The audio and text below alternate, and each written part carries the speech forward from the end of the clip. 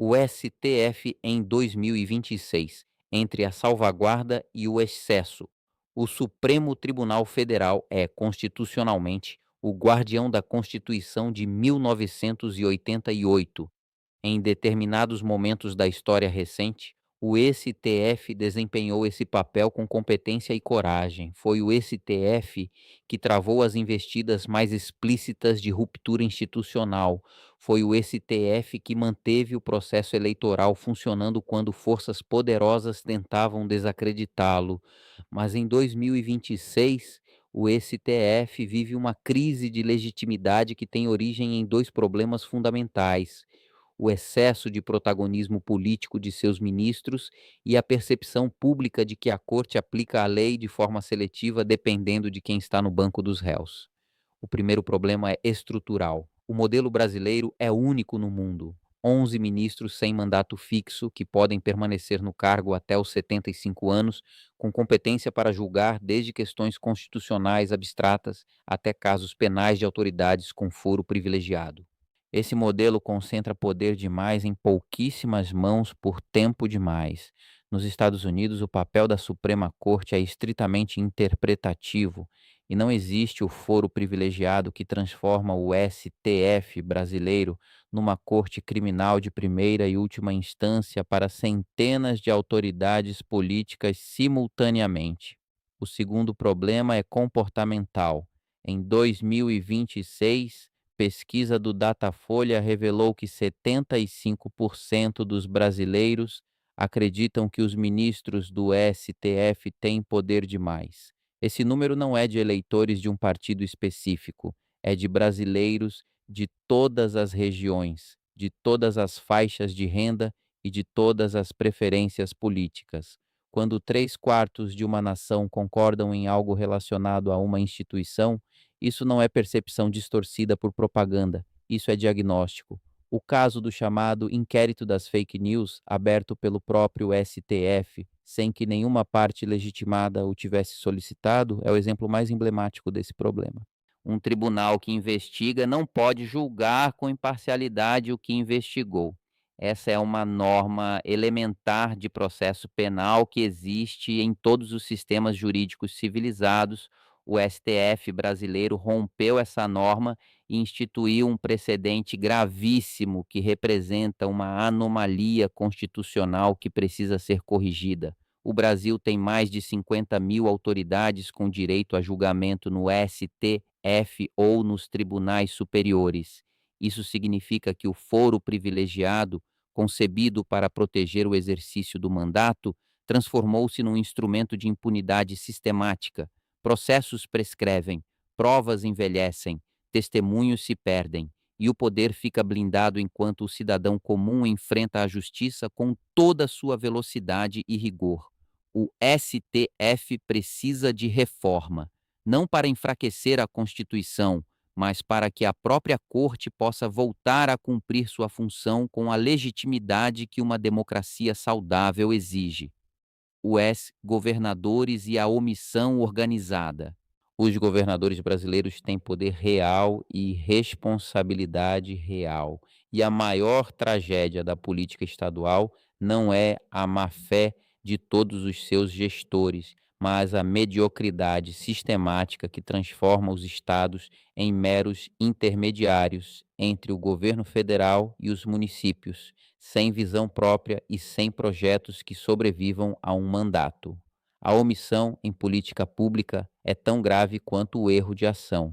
Omitir é uma escolha. No Acre, o governador Gladson Cameli governa um estado porta de entrada do narcotráfico transnacional, fazendo fronteira com Peru e Bolívia, dois dos maiores produtores mundiais de cocaína. O SUS no Acre opera em condições que seriam consideradas emergência humanitária em qualquer país europeu. Hospitais sem equipamentos básicos, falta crônica de médicos especialistas e uma logística de saúde que ignora que parte significativa da população só é acessível por barco ou avião pequeno. Em Alagoas, Paulo Dantas governa o estado com o mais baixo IDH do Brasil. Alagoas é um estado onde a pobreza extrema não é estatística, é paisagem, é criança sem sapato na cidade. é mulher que pariu sem assistência médica adequada. A exploração sexual infantil nas regiões turísticas do litoral é realidade documentada por entidades internacionais e o Estado não tem estrutura suficiente de fiscalização, repressão ou proteção às vítimas. No Amazonas, Wilson Lima governa o maior estado do Brasil em extensão territorial, com menos de 4 milhões de habitantes espalhados por uma floresta que o próprio Estado ainda não sabe como proteger e desenvolver ao mesmo tempo. A omissão é múltipla. Diante do garimpo ilegal que contamina rios com mercúrio e extermina comunidades indígenas, diante do tráfico que usa a hidrovia amazônica como corredor para a exportação de cocaína, e diante do trabalho sexual infanto-juvenil nas comunidades ribeirinhas, onde a pobreza extrema e o isolamento geográfico criam as condições perfeitas para a exploração.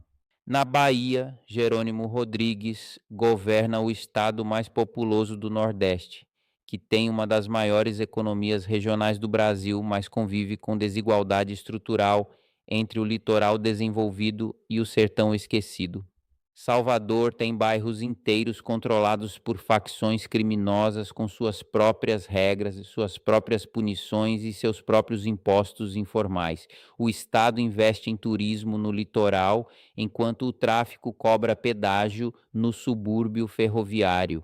Em Mato Grosso do Sul, Eduardo Ridel governa um estado onde o povo Guarani Kaiowá vive uma das situações humanitárias mais graves registradas em território brasileiro.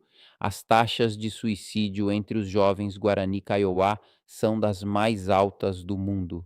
Crianças morrem de desnutrição em reservas superlotadas a poucos quilômetros de fazendas que produzem bilhões em commodities agrícolas. Essa omissão flerta com o crime contra a humanidade e é sistematicamente negligenciada porque os Guarani Kaiowá não têm poder eleitoral suficiente para forçar uma resposta. No Rio de Janeiro, as milícias controlam mais de 50% dos bairros da região metropolitana. O tráfico de drogas controla favelas e comunidades que somam centenas de milhares de habitantes. Nenhum governador na última década apresentou solução que não fosse ou a guerra declarada sem inteligência ou a convivência tácita com os poderes paralelos. A exploração sexual de crianças acontece dentro das favelas controladas por milícias e traficantes, longe da ação do Estado, porque o Estado simplesmente não entra nesses territórios com a frequência e a inteligência necessárias. A exploração sexual infantil, o crime que o Brasil finge não ver. A exploração sexual de crianças e adolescentes no Brasil é um crime que acontece às claras, documentado por organismos internacionais há décadas e que o Estado brasileiro trata com uma combinação de moralismo retórico e inação prática, que é, ela própria, uma forma de cumplicidade. O Brasil tem o Estatuto da Criança e do Adolescente, considerado uma das legislações de proteção à infância mais avançadas do mundo. Tem os conselhos tutelares nos municípios, tem o Disque 100, tem toda a arquitetura legal e institucional necessária para proteger suas crianças. E tem crianças sendo exploradas sexualmente em todos os estados da federação, em beiras de estradas federais, em zonas turísticas, em favelas, em garimpos ilegais, em aplicativos de celular, porque a impunidade é a regra. As rodovias federais BR-116, BR-364 e BR-230 são rotas documentadas onde o poder público simplesmente não está presente com a intensidade necessária para interromper essa dinâmica. As cidades do garimpo ilegal na Amazônia são locais onde meninas indígenas são exploradas em condições de semi-escravidão, longe de qualquer estrutura de proteção do Estado. A exploração sexual infantil está diretamente conectada ao tráfico de pessoas, que por sua vez está diretamente conectado ao tráfico de drogas, porque as mesmas redes criminosas que movem cocaína da Bolívia para o Brasil movem pessoas dentro do Brasil para a exploração sexual. Enquanto os governos tratarem a segurança pública, a proteção à criança e o combate ao tráfico como políticas separadas, com orçamentos separados e agências separadas, essas conexões criminosas continuarão sendo mais eficientes do que o Estado.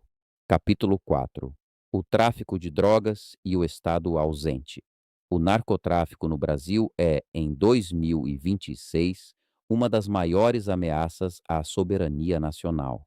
Não porque o Estado esteja prestes a ser derrubado por traficantes, mas porque há territórios dentro do Brasil onde o Estado simplesmente não existe e onde o tráfico exerce funções que em qualquer outro contexto seriam do Estado. Produz ordem, cobra impostos, resolve conflitos, distribui recursos e pune infrações. Quando o crime organizado passa a fazer o que o Estado deveria fazer, o crime passa a ter legitimidade funcional diante da população que só conheceu o abandono.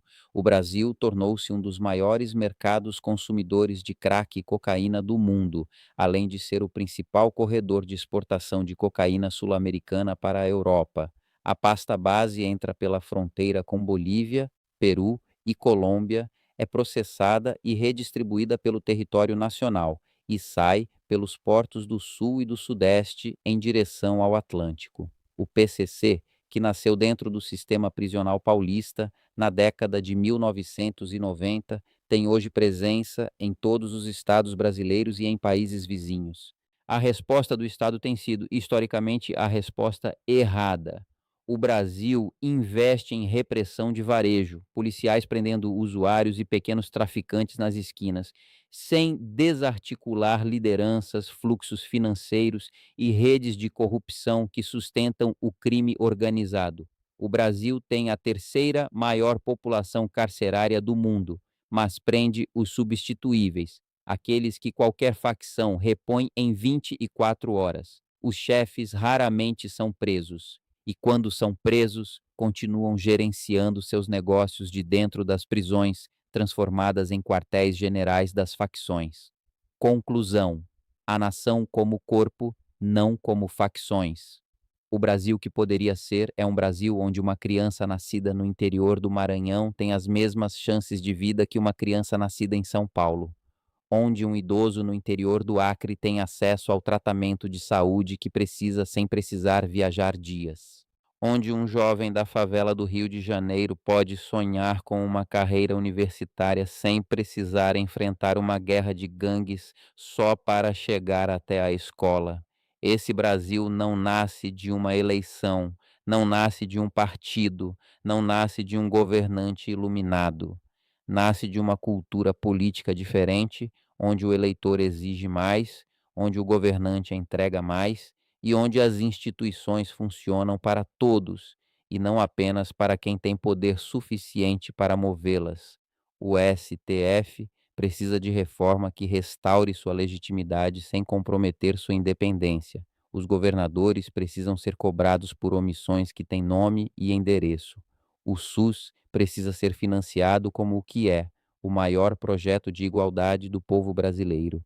A exploração sexual de crianças precisa de tolerância zero, com delegacias especializadas, com conselhos tutelares fortes e com punição exemplar para quem explora.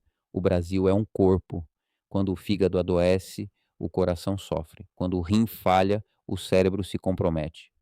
Não é possível cuidar de um setor e ignorar os outros. Não é possível ter um dos maiores PIBs do mundo e também ter crianças morrendo de desnutrição em reservas indígenas a poucos quilômetros de fazendas bilionárias.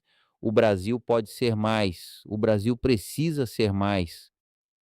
E o primeiro passo é parar de fingir que os problemas não existem, que as omissões são inevitáveis e que o Brasil que temos é o melhor que podemos ter.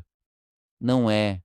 A diferença entre o Brasil que temos e o Brasil que poderíamos ser não está na falta de recursos.